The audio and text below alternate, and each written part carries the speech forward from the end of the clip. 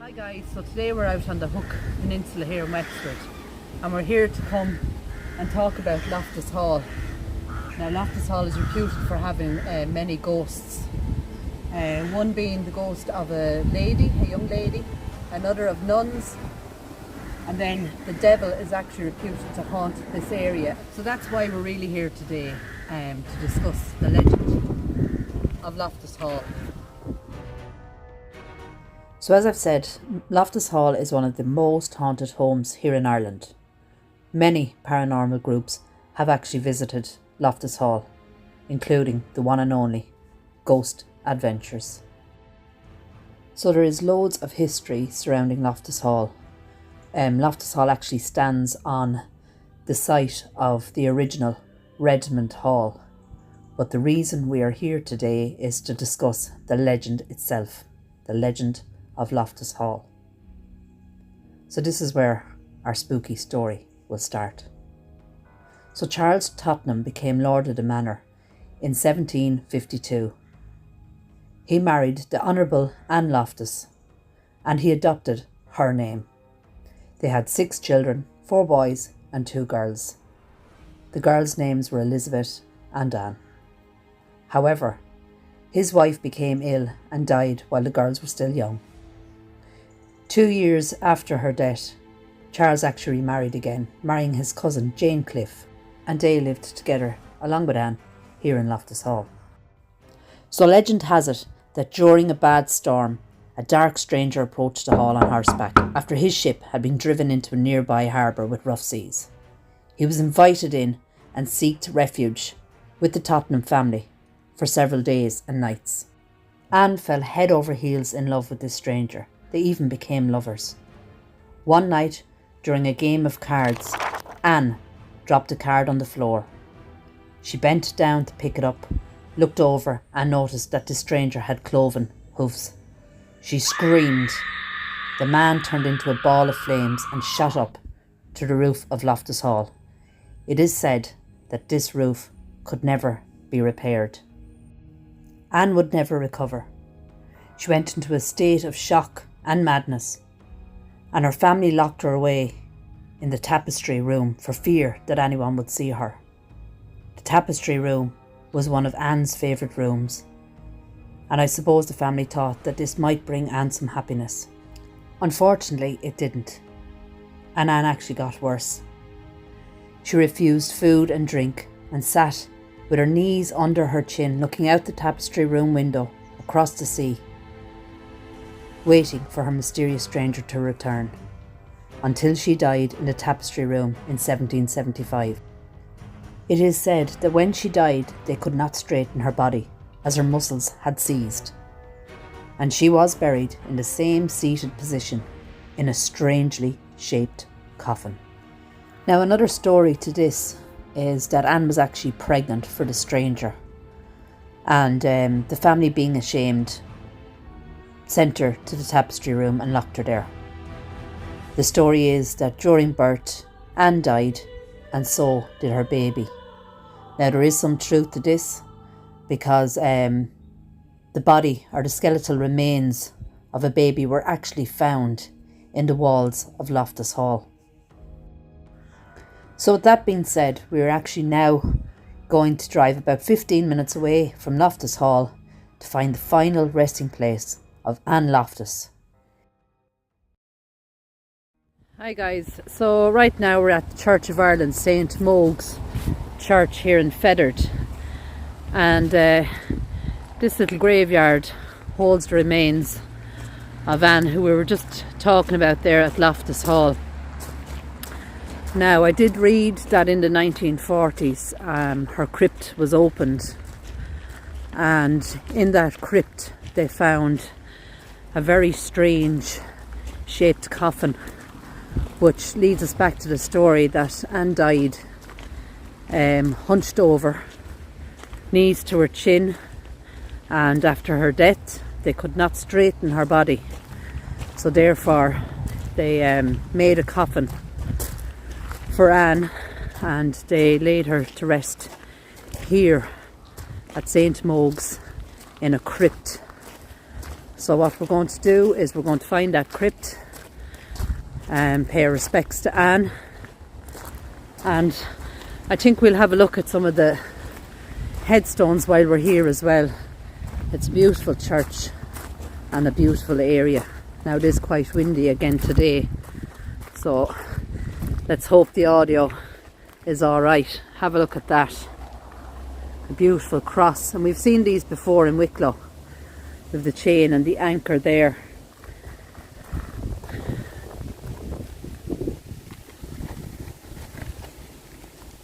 So this is in loving memory of James M. Thompson, MM. I can't seem to read that. Flat hard, maybe.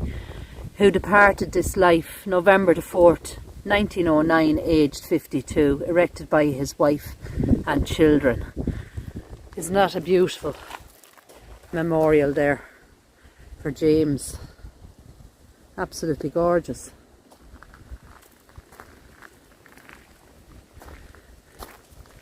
This is Alan Lee, 1902.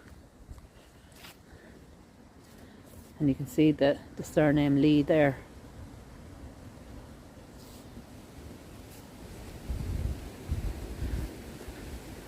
So we'll walk along this way, I think. So it has been really, really bad weather up to kind of maybe an hour and a half ago, but the sun is out again for us. Look at that.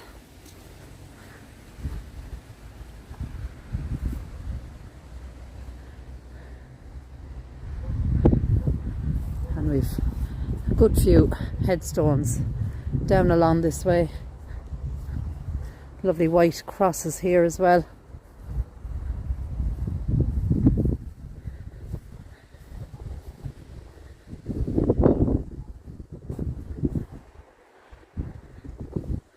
We've some sort of memorial here, but have a look first among all the trees. This beautiful headstone. It's almost like a double headstone. We might just try and see if we can read it. To the memory of... That's very hard to read. It could be Alice. And there's another name there. This is really hard to read. Departed this life. It looks like 1806 just there. Or 18, maybe 26. And then we've another one, 1821. Unfortunately that one can't be read, but it is absolutely beautiful. Look at that. As I said, like a double headstone there. We've the tomb, and look at where the tree is actually growing out of. Amazing.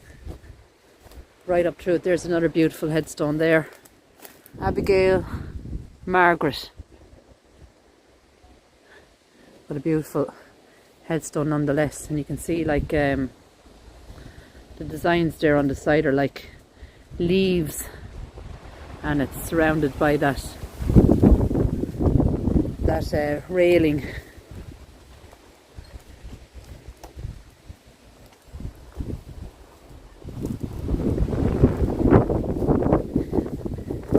So this monument is quite unusual.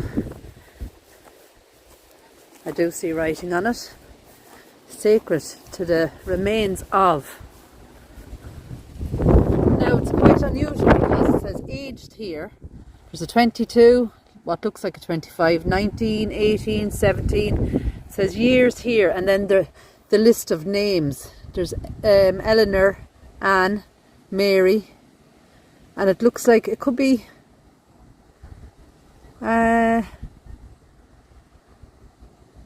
W something S, maybe K-I-L-L. There's Catherine, there's another Eleanor, this is Eleanor Clegg, a Sarah Boyce, who were drowned in the Bay of Feathered on Sunday, the 3rd of June 1787, after having attended divine service. They were lovely in their lives and in death not divided. So we have how many people? 1, 2, 3, 4, 5, 6, and really only children. 22, looks like 25, 19, 18 and 17 all died, drowned actually, in the Bay of Feathered. So very, very sad. So a lovely memorial for all those girls: Eleanor, Anne, Mary, Catherine, Eleanor and Sarah. So rest in peace. Very sad. So we'll keep going, and we are getting excuse me, we are getting nearer to Anne's crypt. We have some markers along here. This area doesn't seem to be as well kept, but I think they're probably in the process of mowing the area. And these are huge headstones. Lawrence there. We have another white one there. This is Patricia. She was 85 when she died. We have two right down here at the very far end of the graveyard. Both have rails around them. So it looks like Alexander. Very hard to read as well. This is marble. Looks like he died in 1875. And we have another one then. Actually we have a white, not a white, but a very old cross there. And look at, actually we've two beautiful, I think they're wooden crosses. John McNamara, 1874 to 1954. These are wood and carved out. That beautiful writing there, I hope you can see that. And the one beside it actually is similarly done. 1869 to 1917. It says J. George Crumpton. So really nice crosses there. So this is in memory of James Morrissey, who drowned in Feathered lifeboat disaster. 1914, aged just 38. And also his wife Mary Ann Morrissey, she died in 1951, aged 82. So another drowning incident there. So you can see that that's the back of that beautiful church, St. Mogues. And actually I'm just going to show you, this is Feathered Castle. And as you can see, they're doing a lot of work here at the moment. We have a lot of scaffold up. So that will be great to see when it is completed. So I'm going to keep walking. We are getting nearer and nearer to the crypt.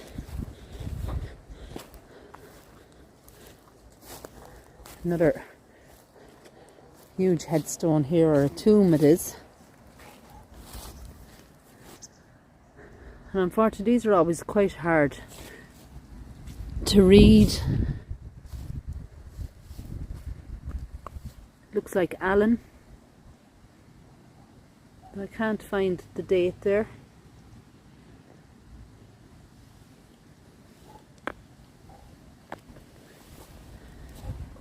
And that is possibly it. Maybe 1811 there. Another headstone here. You see that lead writing on this one. There's a 1934 there. It looks like Ho is the family name. This one is slightly falling forward.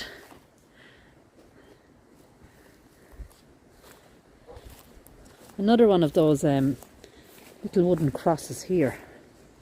Now I'd imagine as time goes by the weather won't be so kind to them.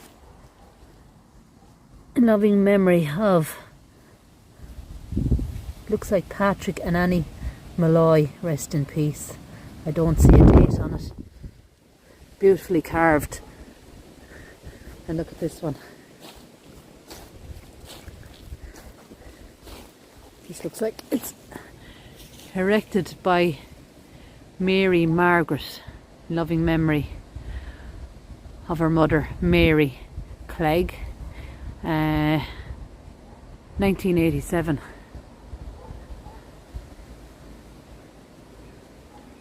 That looks like the Lamb of God there, and it looks also like it's lost the top part to it. And behind that then we have this little cross.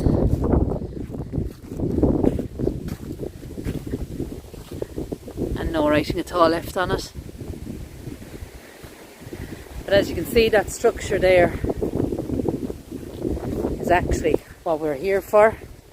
This is the resting place of Anne Tottenham, and someone has left flowers, and I'm presuming those flowers were left on top for Anne.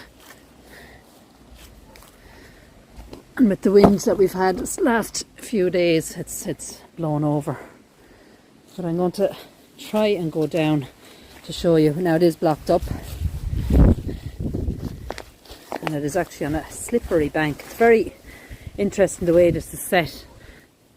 So as I said, this is where Anne Tottenham has been laid to rest. She died in 1775 after mental illness, refusing water, refusing food, and pining for her lover. So I'm going to see if I can get down. So guys, this is the final resting place of Anne. We have got down the bank, but unfortunately that hole is actually sealed up from inside. It looks like it's possibly an iron door there behind it. But we tried, and you can just see that there's an arch above the hole, so that would have been all open at some stage. And so this is, as I said, the final resting place, and I hope Anne is at rest. And we'll continue on with our journey, guys.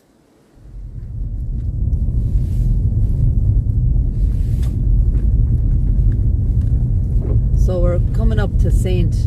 James's Church in Horetown, and this will be the final piece to our story of Loftus Hall and Anne Tottenham and the Tottenhams themselves. So we're actually here to find the grave of Father Thomas Broaders, and I'll tell you more when we get in. This place does look really, really nice. So this is St. James's Church, and absolutely gorgeous. And on the sign here it says Church of Ireland, which I'm kind of surprised at, because Father Thomas Broaders was actually a Catholic priest. But we will go in and have a look, and I can actually already see final resting place of Thomas Broaders. Now, as I said, Thomas Broaders was a Catholic priest. He actually lived on the estate, Loftus Hall estate. And after the devil appeared, the Loftus family, or the Tottenham Loftus family, called upon Father Broaders to do an exorcism on Loftus Hall, which he did. And actually only a number of years ago there was a chalice that he used during the exorcism itself, and that was stolen, and I'm presuming it was stolen from St. James's Church itself. and it was returned. They did recover the chalice. But here in this tomb lies the body of Father Thomas Broaders, or actually online they actually refer to him as Canon Thomas Broaders. Now the inscription is extremely hard to read. I could barely make out the name at all on it, but I do see that there's a B there and a T, and online just states that this is the tomb, and it is also our last stop to our story. And seemingly, and it is extremely windy guys, so bear with me, and the inscription is supposed to read, "Here lies the body of Thomas Broaders, who did good for all and banished the devil from Loftus Hall." So that, as I said, is our final stop on the story and the legend of Loftus Hall.